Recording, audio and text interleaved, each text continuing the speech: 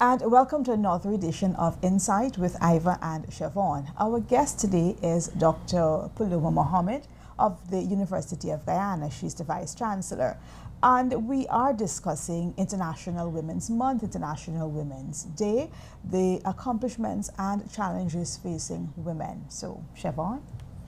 Welcome, Professor Paloma Mohamed, our national treasure. You are one of our national treasures. Thank you. And we thank you for all that you've been doing, not only locally, but further afield. And I get emotional when I talk to Professor because she taught me a lot of what I know. Yeah. And we know that you've been doing so much work, not only in Guyana, but further afield. And so we would like to take this opportunity to wish you happy Women's Month. Thank you. You are a phenomenal woman. Thank you. Same to you both. Thank you. So my first question would be, Professor, could you tell us, like, during this month of International Women's Month, because one day we're celebrating the entire month, how would you assess the overall progress of women in Guyana over the last decade? I would say that the progress of women is mixed, depending on, because women are not a homogeneous group, right? You have women in occupying different positions in society, and so definitely, if I were to speak from the perspective of the university, which I know best, and I don't like to speak outside of my lane, because, I always feel like, I might be missing something as a scientist. You really want to have the evidence, right? Mm-hmm. So, but if you look at, for instance, the girls that are coming into, the number of girls that are coming into the university, 2/3, right? One boy to every girl is coming into university. And so I think that in regards to education and opportunities, for instance, in our engineering and technology faculty in medicine, especially in petroleum engineering and so on, we've seen quite a few girls, much more than we used to see in the past. But then when you look across at others, you are seeing that even though we're seeing more women striving and getting opportunities for education and employment, they're still facing challenges. And those challenges are about pay, equal pay for equal work. Mm-hmm. Those challenges are, kind of walking into what is traditionally a man's space, right? And owning that space, not having the mentors or the persons who have gone before to kind of mentor you as a woman, right? I always tell people, in my own life, I was the only woman, and I'm still the only woman vice chancellor in the Caribbean, but I had men mentoring me, right? I had men mentoring me. I had one woman who was the person who told me I was the only woman, because I wasn't thinking about that, from Udine Barretou from Barbados, who was principal of one of the UE campuses, but not a vice chancellor. And the issue there is that you don't know really what to expect, and you don't know you're not sure about how to really effect what you have to do. Mm-hmm. And so for these girls who are going into these new opportunities, they're definitely there. I think the importance of mentorship, the importance of ensuring that they have people, either it's inside Guyana and outside Guyana, or outside Guyana, to help them is important. We're seeing more women, of course, in the country in ministerial positions, positions of senior leadership. In the university itself, I'm very proud that we now have 4 women who are deans. So that's really cool, and that's also unprecedented, and I believe and hope that is a good model for others coming after them. right? So that's a big mouthful. Right? In one sentence, I Yes. think progress is happening, but not fast enough. You jump straight to question 9 or something, I believe we have it there. But remember, I told you all I didn't look at your paper. I just figured we'll just have a chat. Competency, I love it. Competency. So, Dr. Mohamed, given what you have just said, how difficult do you believe it is for these women who are taking up jobs in fields that are male dominated, not sometimes necessarily having, another female who may be in the sector to mentor them, because we know that sometimes men are not the ones who will have to make certain decisions, whether I want to be a mother, and these sorts of things. So they sometimes can't do or still told that they can't do both. You have to choose. Yeah. How, what would you say to that? Well, I would say to that that's very real. And anybody who tries to say that, a woman and the male and female are comparable in terms of various things, I think they're very wrong. We have to understand our strengths and our challenges. So I think in terms of going into non-traditional positions where women are concerned, they still have the burden of many other roles. And this is something that we have to address. So structurally, if you really, really want to support women in doing things, structurally, you have to change some of the things at the policy level, at the structure level. So let's take one example. So when I became VC, I said, when I'm traveling, I don't want a guard at my house because I have children. I have adopted children and I have one son. So I have 6 children, right? 5 adoptees and 1. And I said, but when I travel, I have to pay someone to come stay with my kids. A man wouldn't have to do that. And they said no. So for years, anytime I traveled, it was a cost to me. Right? I was paying X amount of money a night for somebody to come and stay to get the children out to school. And that is just a simple example of how the systems and the structures that we occupy are not equal, right? When simple things like if you were traveling, right? Who is there to kind of zip your zip up if you're wearing a zip dress kind of thing? Who is there, to, if you are, I would say, in a dangerous situation, maybe, But outside of that, the mentoring, the thinking about how to conduct yourself in these situations. When we are doing kind of outreaches and so on, so let's say with the oil industry, the guys in the industry laugh and say how the girls don't want to get their suits wet, right? And that's their big joke for, how these girls are entering into the field. But the truth of the matter is there are many other things that women have to deal with. And I think the big things are the structural things.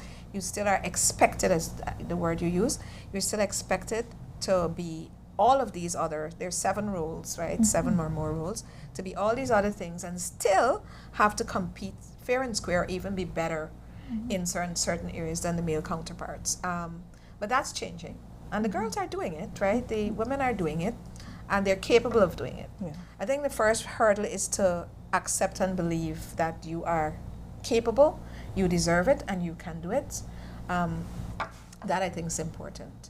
This same woman, Professor Udine Barito, who was the person who, when I became VC,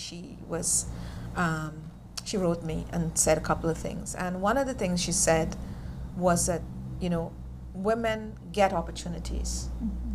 They get powerful opportunities. I've seen it.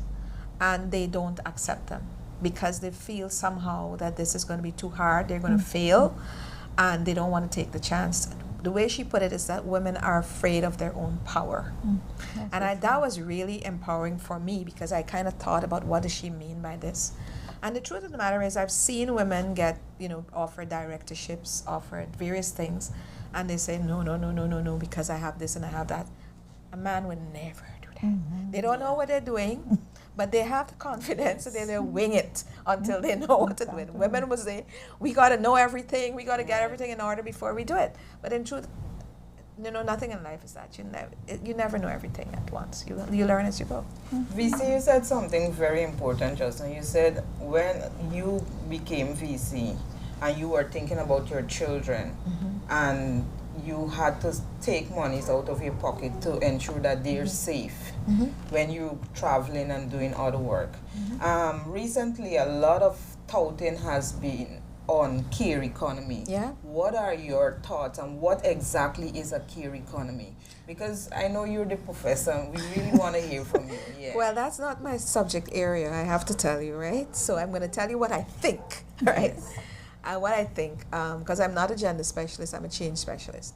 But I think that a lot of the work and what has been written about this, so which is what I'm kind of trying to remember now, a lot of the work that women do is care work. So for instance, at a certain point in our lives, so a lot of my friends are now, they have aged parents.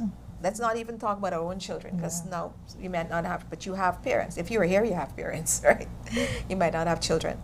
You have aged parents, and oftentimes the work of taking care of those parents, even if they're not living with you, going to make sure they're okay, taking them to doctor's visits, that's a lot of time, a lot of energy, and it costs, right? Nobody's paying anybody for that, right? If you had to pay somebody to do that, which many people have to do because the parents are here and they're away or something, you then begin to see how much that thing costs, right? It's much more than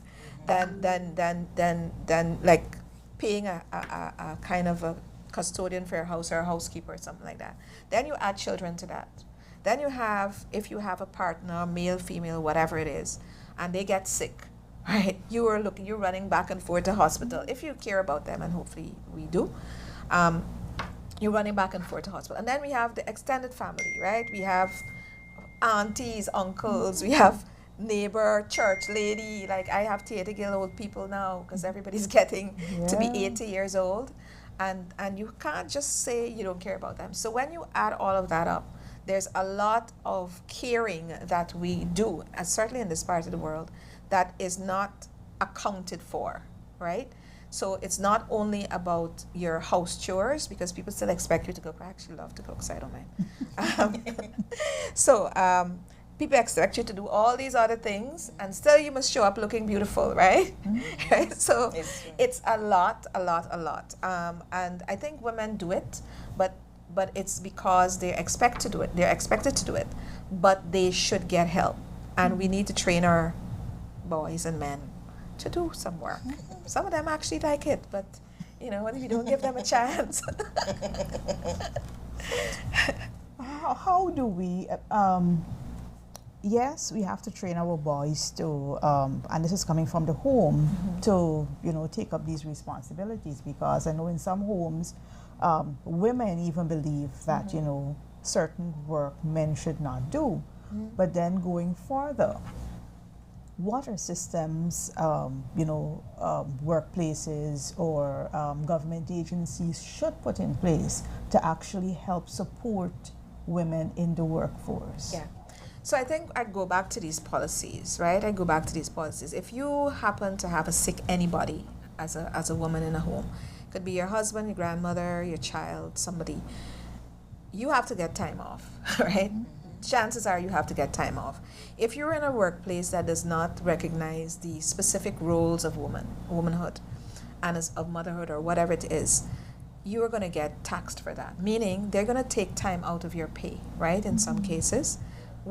Some women have something we don't like to talk about, but some women have extremely painful, debilitating periods every single month, right?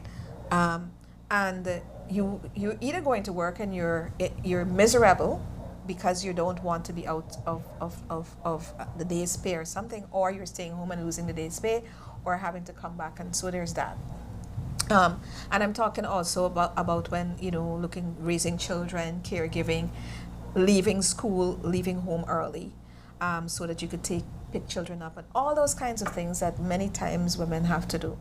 I think there need to be policies with regard to, if you have those conditions, how we cater for those in the workplace. And it cannot be, the burden can't be only on the people in the workplace, because they're going to say we're paying for this and we're losing productivity. So there have to be tax incentives at the level of the government to say that if you have this gender policy really for women who can prove, they're not that they're going to do something, they really are, have to do these things, that we are going to support them. Or we're going to support the fathers. It might not be that or the men to help support, right? So there's one thing. We, of course, have to, in schools, I think that all the biggest socializing force in our world, well, second biggest now is social media and TikTok and so maybe I could revise that a little bit. But certainly one of the greatest ones should be the school, right? And so we start very, very, very, very early. I have 2 adopted daughters, and with 4, and the others are boys, and they would call these girls, right? I would be calling saying, come, and they would send them to go and wash the dishes and this and that, and I'm like, no, you are not anybody's maid. Come downstairs and do this. You know what I started doing? Paying them to do the work for them because they don't want to do it, right? And I have to break up this baby party every often and said, no, this is not about getting somebody to do it. This is about you learning to do this, and you learning to let the boys help you, and the boys learning to help the girls. Because when you get into a situation, when you're older, you have to be able to help your wife and so on, right? And they're still saying, no, we can pay them. I'm like, no, you got to do it, right? But it's hard to get this thing. And then they get into this thing about what's the boys' work and what's the girls' work, right? Sorry about this. This is just an alarm. Yeah. So what's the girls' work and what's the boys' work, right? So we know we've all gone through this, but it takes the socialization of the home. You have to put your foot down, and I do, right? And they come with all these arguments. School is the same thing, right? And so I think all of these areas. But then we go to something that is people don't like to talk about, and that is religious. Almost every religious text that I know of. Right, and I have to say that I am deeply spiritual. I believe in God. I do, so it's not that I have anything against religion and so on, but every single significant religious text that we know, right, always puts the woman in a particular subordinate position. Correct. Or at least we read it that way, right? Because in some of this, if you read the very significant roles that some women play, but those are not the ones that we project, certainly not in this part of the world. We like to say, women are supposed to be this and that and whatever, right? And certainly they have different qualities and different roles and functions, but we have to recognize and respect that each is important. I like to say that I think of society as a bird with 2 wings. You can't fly with 1 wing. So if the women are not okay, you would have, kind of a bird kind of flopping around, and then if the men are not okay, right? You have to have both of them, and we have to train that respect up from birth, from birth. So I can tell you stories about my own life. Like when my mother heard she was getting a daughter, right? She was upset because for my father, who was Muslim, a girl is supposed to be something that is, a highly problematic thing, right? And she said, the midwife in the hospital said to her, dry your tears. That is going to be the person who is going to cover your shame. I don't know what that meant, but I think I understand now. And then she never had another daughter. She had boys after that, right? But even from that perspective, right? And she told me the story. She told me the story not because she wanted me to understand how far she had grown from being a young woman, right? Not to kind of make me upset and I wasn't. I just laugh. I would say, but the lady was right. She was clairvoyant or something, right? But even from that, from you holding a baby, a little baby could feel rejection, right? Internally you could feel rejection. Well, in those days, I don't think they had any ultrasound, but you could be rejecting this baby from they're growing feeling, but I don't want a girl, I want a boy or something. Or vice versa, right? Some people want girls and they don't want the boys. So I think it's a lot that we have to do, and it starts from very early. Up here, we value everyone. We give everyone their love, we give everyone their respect. And in the same way, if they're doing nonsense, we give them their licks. Yeah. Right? Not in a physical way, by the way. I love that. So this leads me to the other question. We know that gender-based violence is still, it remains an issue. From your perspective, how do you see, are we effective in how we're dealing with it? No. This is something that bothers me so much. So much. I mean, I'm not a person that speaks out publicly about social things. I write about them. We try to address them inside the university and in other places. But this violence thing is something that I really personally cannot handle it. And I go all the way back again to the home, to the conditions of society, right? Not that you could blame conditions only. There are like multiple causes. But first of all, the first thing we do when we get upset with a small child is we slap them on their hand or do them all kinds of things. And if you think about how that makes you, if you as an adult, suppose somebody strapped your hands down, because these little children have no volition, but they have feelings, right? The rage that they feel when you were doing this to them, because they're helpless, they can't do nothing. But they wait until they could do something. First of all, that's the first thing, the rage. Second thing is what we teach, what we model for them. We say to them that this is the way to solve a problem, or to solve it fast, to slap somebody, to hit them to something, right? And we do have these drives to violence. Human beings are too many, 2 or 3 levels above beasts as far as I'm concerned, right? And oftentimes you see it in their behavior, right? But we have to try to rise above these things. Then you have, again, the context, the social context. So if you have frustrations, right, we expect men, and this is the flip side now, we expect them to be the protectors, the ones who can fight up and, you know, even if they're scared as hell, they have to go and behave as if they're going to be the ones. We expect them to be the providers, right? And but not the nurturers, right? So when you don't give, if all a child is going to get is this pushing away and this licks and this violence and this whatever, right? What do you expect is going to be replicated? It's like a tape playing over and over and over, right? So again, I go back to what is happening in the home. How are we parenting? One of the little associations that I do, well, I support them. I don't do work with them, but I give them help sometimes because they're doing the work, and I'm really proud of them, JCI. They've been doing work with parents, and that's why I support them, because they understand that you have to teach people how to parent. Right? We don't just born knowing how to, deal with a child who has a tantrum. Sometimes the children have some underlying neurological or other issues, and we don't know. All we know, this child crying, this child is, sometimes by the time they get to a certain age, then we realize, oh my God, this child is autistic, this child has ADHD. We have a high level of children with ADHD and autism since COVID. I don't know why that is. Or unless we're just testing them more, but we're seeing this. And those children are extremely taxing to look after, but they don't get diagnosed until they're about 2 or 3 years old. Between that, you think, you're going crazy, right? Because they can't be managed. So you have to give parenting classes. I think just like how you're telling them, come to clinic and get your whatever vaccine. I haven't had a child for a long time, so I don't know what they give. I don't know what they give vaccine. But I know you have to go to clinic and get this and that. Just so make people do parenting classes. And it's not a one-off, because every stage the child goes through, the child is going to change. So if you parent them how to do baby stuff, next thing they're 2, they're toddlers, and so on. And the parenting cannot be, I think, only about from school. I think you need parenting clinics, right? And not as a way for somebody to make some money. Really genuine clinics that can teach people, but also help them to solve problems.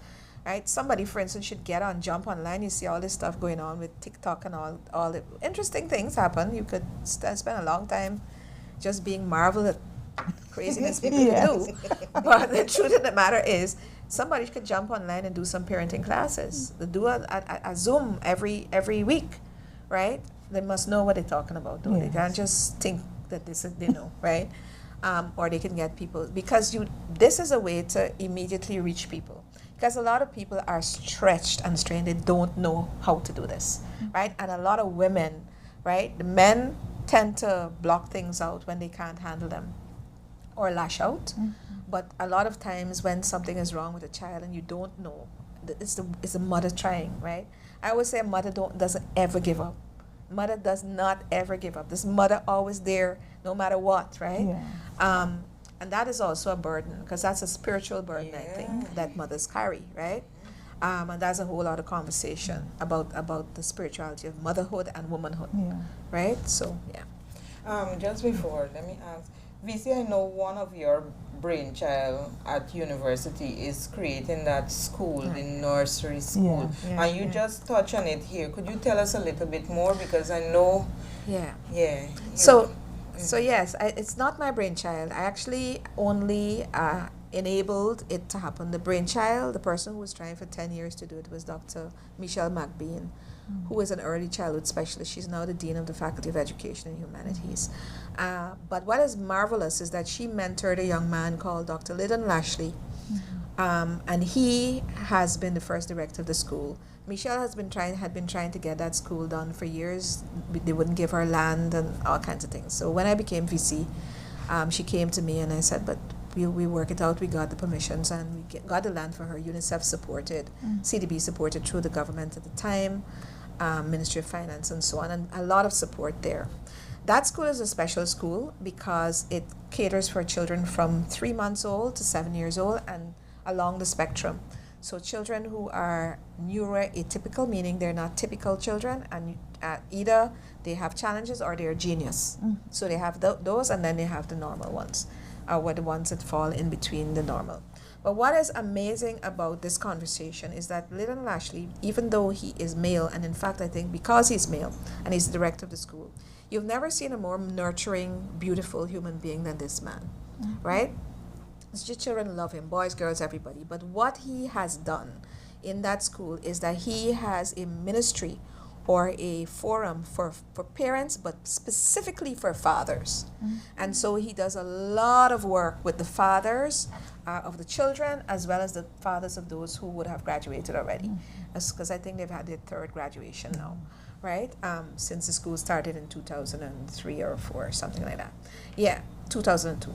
So that's a really good model, and they are putting out quite a bit of research on how to deal with not only children who are atypical in any way, but also how to get fathers more involved and to get them to be more nurturing to their children, right? Because the other day, one of my I'm not going to call his name, one of my favorite former UGSS presidents, who has a son now. He's very proud of his son, and he's always wanted a child, so he has this son. So he sends me a photograph the other day. And what struck me about the photograph is that he's lying down watching TV, and this little baby, who is about 2 months old, is lying next to him, but all totally on his own. Had that been a mother, that child would have been up under the mother. That mother would have been holding that child, and even if they're cooking, they have this child up under them, right? The difference. And he is totally cool with this child. I have no doubt he loves this child, because I know since he was a student, he would tell me this. And I just looked at the photograph and said to him, when are you gonna send me a photograph of you hugging this boy? Right? But he had grown up without his own father, right? And I knew this. And so this ability to be nurtured by men, some men see it as kind of not, as being kind of wimpy or something wrong there or something. But there's a way that men can bond, right, without it being anything that they're uncomfortable with, right? But we have to do that from children, right? And we have to point it out gently sometimes. So true. We're harsh. No. Yeah. But you mentioned children with special needs earlier, and the burden that women are left to deal with. The other day I was in the bank and there was this young woman. I don't know what the family structure is, but her daughter was with her. And it was obvious that, you know, she had some sort of special needs. But looking at her, you wouldn't know. But you had to observe her behavior.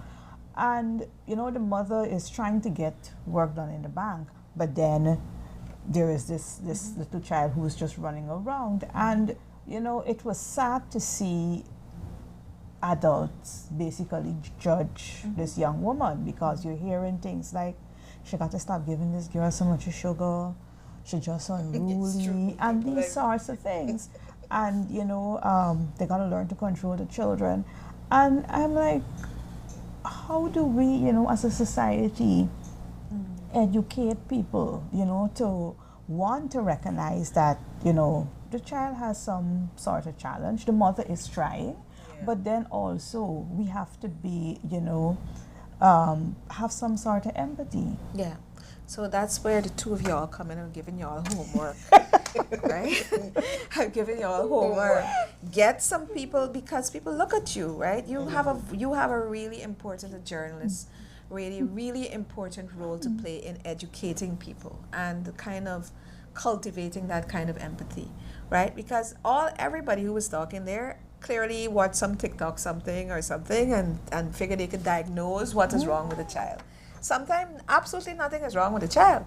Sometimes the child might just be of an age where they cannot sit quietly and just focus. And if the bank is hot, if the child didn't get to eat, right? If she's thinking about something else, or if she's come from a family which allows her to just run around, and so on, depends on the age of the child. Or the child might have a cognitive problem. We have many children in the country. I see, you know, we have these places, they call it something of hope or something opening up now. And that is because somewhere along about 2-3 years ago, somebody was doing a seminar at our early childhood center. And you heard something like 22,000 children in the country who have been diagnosed with different kinds of challenges, cognitive challenges, you know, physical challenges, and so on. And that is not something that's easy on teachers, but it's also not easy on parents and anybody who has to be around the children. But if you understand them, and you've hit the nail on the head, education, really important, not judgment, not opinion. Spend the time to learn what it is that's going on, and to, you know, and to teach people not only what it is is going on, but how do you address this? How can you address this? Because learning about it only is not going to help. You have to know how to address it. And that's part of, I think it is the what's part, the problem-solving part that we don't do well in this country. Everybody can describe a problem, but we have to learn to step beyond that and solve the problem. So, yeah. Great. So I'll ask you this final question before we take a break. You know, you said a mouthful. Are women adequately represented in decision-making spaces, especially in the emerging industries in Guyana? I think adequate is an interesting word. Adequate is an interesting word, and I wouldn't want to use that word in this context. I don't think so. But I think it's changing. And I think that in Guyana, we might have many more women than in other parts of the Caribbean, certainly in many other parts of the world, where women are being given positions of authority. The difference for me between having a position of authority and influence is being able to wield that authority, to be not a figurehead, right? Not a person who is just there and people say, oh, it's a woman, and therefore you everything else around you is not enabling what you have, your perspective, etc. Right? Because we see a lot of women in positions, and then when you try to ask them like why, because this is a common criticism. But is a woman there and she not doing anything about this? As if that one person alone can change an entire structure immediately. You can work at it, right? So again, we come back to the enabling environment and come back to the quality of the person who's there and the quality of the people who are around them, right? And oftentimes you have men who are gatekeepers. They're gatekeepers, so they're like, they say, oh, but there's a woman there. But there you go to them and ask them to do this or that, and their thinking is, oh, why? Or you have to fight them for it. But then there are also men, and I have to say this myself, who are wonderful enablers, right? Who kind of somehow get it, that they may not understand, but they have to give you an opportunity to do this thing, right? So you have all of those. But in our country, I think we are seeing more and more women kind of getting into these positions. Whether they will get to the very top and make very, very important, fundamental decisions is something that it remains to be seen. But they're striving, and that's really a good sign. So we're going to go to that break, and when we return, we're going to talk culture and its impact on, placing limitations on women.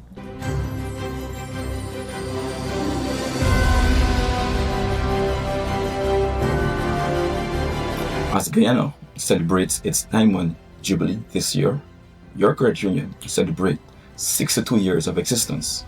It is no small token that the word cooperatives form part of our national name. Your credit union is perhaps the largest and most vibrant cooperative in this country. There is much for us to celebrate and to be proud of, as a country, as a people, as a credit union. As part of the series of activities that we engaged this year to celebrate our 62nd year was a church service. The pastor of that service would have mentioned that the credit union exists to serve its members abundantly. Truer words have never been spoken. Our existence here is to serve you richly and abundantly, and we take pride and pleasure in that. Once again, happy anniversary from all of us here at the GPS CCU.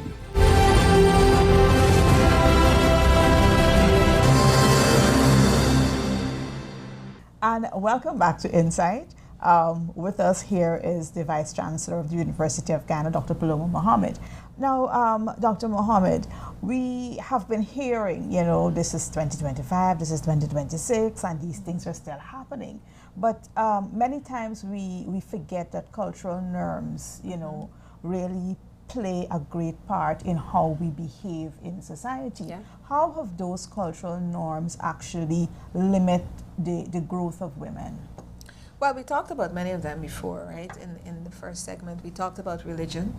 We talked about kind of normative expectations of what a male should be like, a female should be like, and I mean biologically, no.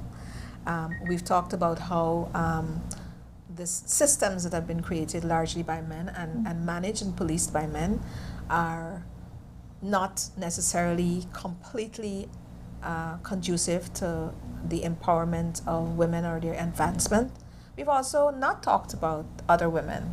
And this is a topic that I talk about, and people get vexed with me, other women get vexed with me, and but it is something that we really need to get out of the box and interrogate.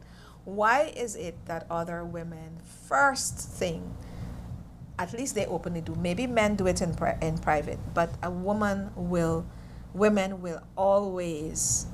almost always attack another woman and be so judgmental and so non-sympathetic, as if they don't understand this condition of being a woman, because I think it's a condition sometimes, right? It's a biological fact, but also a condition, right? Why do they do that, right?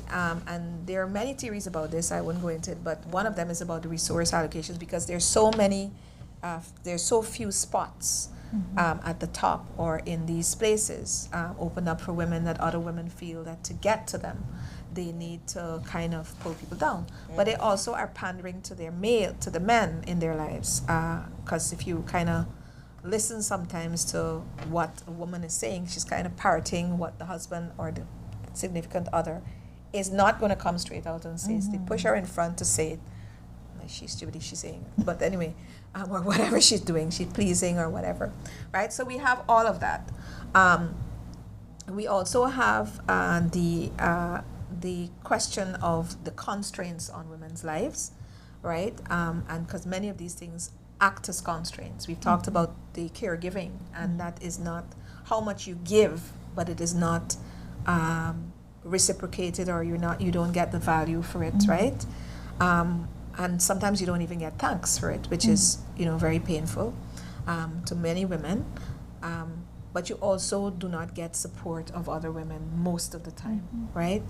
And this is something we really need to work on and think about, why this is the case and how we could undermine this.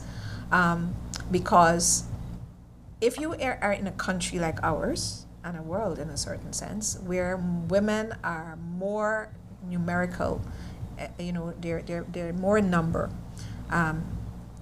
than men, and you have women basically dissipating their own energy and power by fighting, right, instead of coming together and saying, okay, this is something we could do. I don't believe that any two people could occupy the same space at the same time. You can't. If you were standing here, nobody can come and stand here. True. Right? They have to push you over to stand there, or you have to move for them to stand there. Right? But you can stand side by side, or you could stand, And this is something we have to learn as women. I think that is a very significant, important lesson. How can you be yourself, be your best self, without taking anything away from other women, and how can you empower others, How can you give them that love, that support, right? This is a cultural thing. I don't know why women operate like this. So true. But they do. And we feel like if we talk about it, we are betraying some kind of sacred something. And I don't think so. I think what the betrayal is if we don't talk about it and they don't recognize, and we don't say this is how we can help to teach our daughters not to be like this, to teach our sons not to be like this, and to support other women who are doing things. You cannot be, no two people are the same, right? Look at the two of you, right? You're doing the same job, but look how different you are, but both doing a wonderful job in their own way, right? And that's the kind of cooperation you need, the kind of support you need for women. But they have to feel secure, right? And they do also, I have to say, some of them are like that because they have burned, as they say in Guyana, right? They have had bad experiences with other women, right? So that's its own thing too. That's true and real. So we have to figure out how to teach people to navigate, how to make good decisions, how to be present in the moment, how to make good judgments of people, right? So if somebody's done you something one time, 2 times, if you go back again, like, guys, come on. Yesterday I was passing on Mandela Avenue, and they had a party, and this guy, the DJ, was saying, I was not in the party, just want y'all to know. Right? But I was driving. I was coming from a medical appointment, actually, with one of my children, and I'm driving down the road, and this guy is saying, ladies, believe me, I tell you the truth. You have to give your men a second chance. And I'm saying, I will pull over there and tell this man, these girls on the road, don't listen to him. And then he started listening out. Of course, it was in the context of a party, right? So there, everybody laughing, and I'm thinking, but y'all are laughing. You don't understand peripheral processing in the brain. Things that are funny, right, actually resonate more with you than if something is serious, because the amount of cognitive energy you have to spend to process something serious is more than if you're enjoying it. So it's like you have this kind of thing, and it's inside of you. It's hypodermic, right? That's what he was doing, right? So I'm analyzing this thing. I'm thinking, oh my God, if I only catch this one, him telling these girls this thing. But they all of them standing up there laughing, right? And my son was in the car as well. He was laughing too. And I was like, don't you laugh. But he was still laughing, right? So, yeah. So, VC, we know so all that those things are part of the culture, and you don't realize how it kind of replicates, and, we take it for granted. It's funny, songs, and this, and that. Yeah. Sorry. That's okay. You work tirelessly in the art and culture, and I know that you're still doing work with Theatre Guild. Yeah. We know in recent times that, the arts would have been neglected in some way, form or fashion. Could you give us your perspective on that? Yeah, well, My perspective on this is quite, let me see if I could synopsize it. Yes, first of all, the creative industries, which is now getting attention, and I'm glad it is because the arts are only one aspect, right? So creative industries include what you guys are doing here, so media, all the way up to publishing, marketing, you know, advertising, all of those kinds of things. But the performing arts have not been getting a lot of attention. And that's because I think we have not been able to facilitate a proper conversation and understanding of how this is part of our humanity. I think the onset of AI and all of this techno work, transhumanism and all these kinds of things that are going on is beginning to kind of redirect attention back to the humanities, which the arts, including the performing arts, are part of. Because we begin to recognize that this essence of creativity, this spark, right? Which I think can only come from God, by the way. But this could be argued with other people, right? But I think that creativity is innate in humans only, right? We don't see any other species of biological creatures on this planet creating anything. And that is a special thing for humanity. It requires a certain type of intelligence, it requires a certain type of support, but it also requires this. And in order for people to understand themselves as humans, they have to be able to express themselves. And the arts are expressive elements, right? Expressive channels. They also reflect ourselves back to us. They also record ourselves back to us. Because I have to remind people often that a lot of what we know about ancient civilizations, like pre-Homo sapiens and so on, they actually know it from their pottery, from their cave paintings and those kinds of things, right? They know it because somebody was thinking about this and figuring how can I leave a part of myself for the future, right? So that's one thing. Then we go to innovation, a country like ours that is speaking about kind of leapfrogging into the future. Creativity is a very significant part of innovation. If you are not able to think creatively about any problem, you can't solve it. And if you're not able to think creatively about any thing that you need to make into another thing, you can't innovate, right? So it's very important for us not only to think of the arts as entertainment, but think of them as a vehicle for innovation and progress. And I believe that conversation about the orange economy is now happening. I want to go back to the university because I think this is important. This is one of the things I'd wanted to see done for decades. And finally, about last two Mondays ago, we launched our International Center for the Creative and Expressive Arts and Sports at the University of Guyana. And that is going to teach not only the business of the arts, because this is where I think a lot of people think that, oh, you're an artist, you must starve. No, right? This is a job like everybody else, right? And this is really gets me so vexed, right? Like, so how do I wake up every morning, come by you, get my transportation, eat? Like, what's wrong with you? You need to pay the people, right?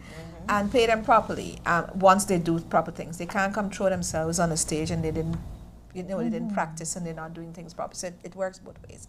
But we're going to be teaching people not only the business of the arts, entrepreneurship, but jewelry making at haute couture, high level, right?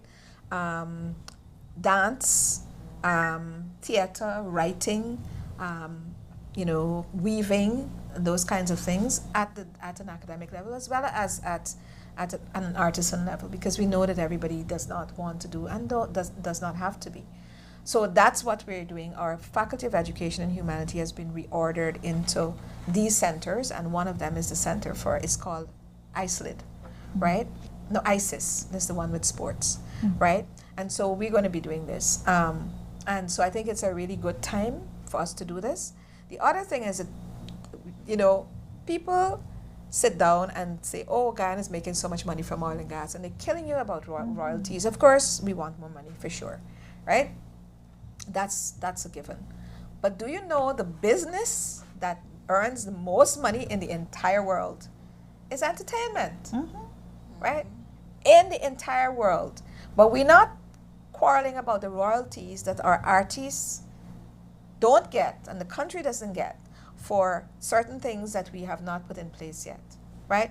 We're not quarreling about the preservation of our own aesthetics, right? Our songs, our dances, our music, our beats, right? Our stories, because those things people go away with and they make money off of it and the country loses, right? You're not only losing money, but you're losing a very important part of your cultural heritage. So this is something that I hope that is going to be part of this conversation. I know we're trying to create an academic bed for it. The government is doing their own, whatever they're doing with orange economy, and so somewhere along the line those things would need to converge. And I hope to see it before I die. VC, last one. You mentioned the orange economy, and I actually wrote it down here.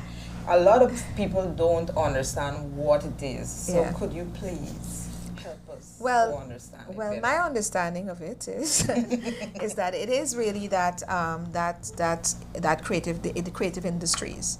And as I've indicated, that the creative industries are not only about entertainment, but they run the gamut from law, entertainment law, creativity, marketing, advertising, journalism, writing and publishing. So all those kinds of things that are part of the creativity and culture, right? Culture, not creativity, but culture. Part of that, all of those are part of what, not part, the whole of what they call the orange economy, as far as I understand it. Thank you. I know we had, I think we had an interview with you before, talking on monetizing the skills of those in our creative industry. Yeah. What would your message be to them? Because I know some persons have already, would have already been turned off, frustrated by not making any money. But here it is, we now have this whole discussion. And what would your message be, to them, to get them back to working, back to thinking, how I can turn what I do, turn this talent into money? Yeah. So the message is, I think, two things. One of them is what my mother told me, because I love the arts, right? And she said, you need to get a proper job, right? No, I'm not going to say that to them, but because a lot of people believe that, the mega stars of the world, the 0.001% of the people who become internationally fabulously wealthy, and now we're finding out some of the things that they have to get involved in to do this, which I ain't sending anybody's child to do, right? But you have to first of all have good the expectations that this is not something that is necessarily going to be the only thing that can sustain you for now. That's one. But the second thing is, if you're going to do anything in life, you have to do it properly. You have to practice. You can't just jump up and say, I'm going to do something and expect people to recognize it as something that's authentic and something that's of good quality. The quality has to be there. So you have to practice. You have to put in your time, but you also have to be properly trained. I think the training is the part, and you can't blame people in the country because it's not been consistent, right? And it's not been at the level that it should be, right? But we're getting there. We're doing that at the university and other places. You also, simple things, right? Simple things. A couple of, 10 years ago, I did a study on 14 countries in the Caribbean on how to professionalize artists. So I'm speaking about this from really empirical evidence. You ask them for, you walk out, you hear somebody somewhere, you didn't, how can I contact you? No business card. No business card. Simple rudimentary thing. No business card. So now I say, but you could, my business card is on my phone. I don't carry a paper business card for many reasons. So you could actually put your card on your phone. It's not only for TikTok and social media and minding people's business. It is for doing your business. Okay? So learn how to put your card on your phone. People contacting you, put the card on the phone. Secondly, learn what the value of your work is. You go to a visual artist in many parts of the country and the world, those people, you say to them, how much for this? They're telling you, oh, give me your thing, give me something, give me what you think. I'm like, why would I give you anything if you don't know what your baseline value is? How long, but it's a real problem. Yeah. What's the cost of the paint? They get some paint, they just paint the thing, then they did not write down how much paint, how much time, right? If you were in a real job, whatever, how much time, right? How many times you had to walk around with this thing, how much was the transportation? You know, have some sense of the value of what you are doing. Even if we have to negotiate around the price. But at least you don't tell me, give me something. Because most people, you tell them, give me something, I'll give you $5 and walk off with your painting, right? Not because I think that's a value, but it's the value you place on it. So you have to be realistic. Artists also have a way they do not like to work together. They are, I think, genuinely kind of loners, and they are distrustful of other people stealing their ideas and work and so on. And this is a real thing. So copyrights, understanding how to protect your work, even in simplified ways, in contexts where you don't have international protections or something, you need to learn that. And simple matter of taking a photograph and putting it in the library in an envelope and those kinds of things. But collaboration is very important, because somebody might be really good at marketing and you're really good at, I could tell you all another story about this with one of my children, but I won't bother. Right? Right? I'm serious, this actually happened in my house. But anyway, I won't bother. No, you right? could share. well, let me just... Because it would reinforce It's a funny story, right? One of my adopted children is very gifted as an artist. He was about 10 years old at the time, or 11. The other one is gifted as he could sell sand to like the Arabs, right? So one day I saw him with like a lot of money, like $100 bills. I'm like, where did you get this? He said, sales. I said, sales from what? He says, paintings. I said, but you can't paint. He said, no, it's this other one, right? So I went to the other one. I said, how much y'all selling the painting for? He says, $100. I said, but you got like $40,000. How? They've been doing this thing for like 2 weeks, right? Or 3 weeks. But here's the thing. Here's the thing. Business people in No. Only one. The one got me very upset, right? I had to stop that. So I said, so you're painting, and people are buying these things. Yes. He's telling the children what stories to tell the children, the parents, that they painted this thing, and so they're buying repeatedly and so on. So that's how they. So I said, how much you getting? You know, he says, no, he gets the fame and I get the money. That is the moral of the story. I said, exactly what?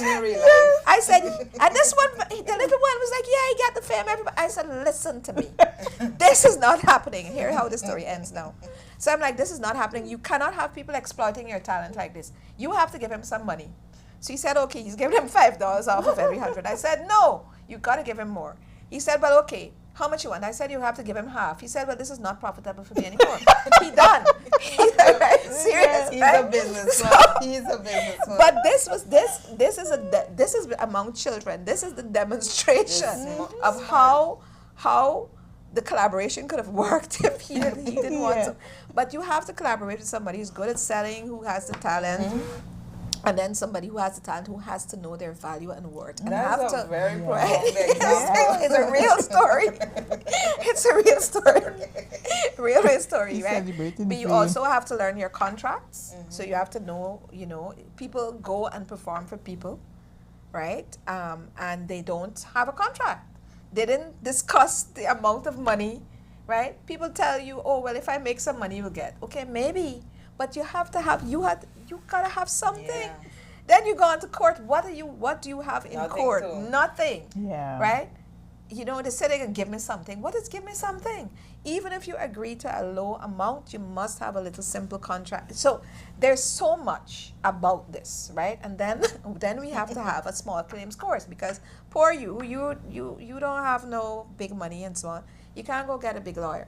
But a small claims court that is specific to these kinds of what I consider to be industrial injustices, because artists are, I think, among the highest number of people in this world who people rob them continuously. They not only steal their work and their ideas, but they steal their talent and their energy and their performances. Because you don't pay somebody, right? You don't go and say, this is my laptop or my phone, I'm stealing it. But that is the person's output. That is their value. That's their work. You don't pay them. You steal from them, right? So we have to put all these things in place. Orange economy work has to be policy, it has to be enabling, it has to be training, it has to be marketing, it has to be opportunities internally and externally, right? And artists themselves have some work to do among themselves. Sorry, that was a long Lovely. one. I know. Oh, this is very good because I'm in a better position with you understand. So I know, Dr. Mohammed, we will definitely need to have you back, to continue with this discussion, because I believe that, as you rightly would have said, Siobhan and I, we really need to do a lot of work in terms of, educating people on certain things. And, we have not been, we don't shy away from these sorts of challenges. But I know that, our viewers would be very excited with what they have heard, and hopefully they can put it into practice. And, I hope that our, those in the creative industry will take up the challenge, sign up for the programs, so that, you can, one, empower yourself, and also, to do better in terms of your work. I hope so too, and this would be a great joy for me, because as I said, my initial, what I wanted to be was to do the arts, and my mother would not have it. So I'm both an artist and a scientist, and so I think from this position I could leverage what I have and what I've learned to support and help, But it is a joyful thing. I think creativity is really a God's gift, truly a God's gift to humanity, right? And but we have to be serious and intentional about what we're doing, not just like all over the place. Yeah. Well, again, Thank Dr. you so Mohammed, much. thank you very much, and happy Professor. International Women's Day. Same to you both. you. Yes, thank you, Professor. Yeah.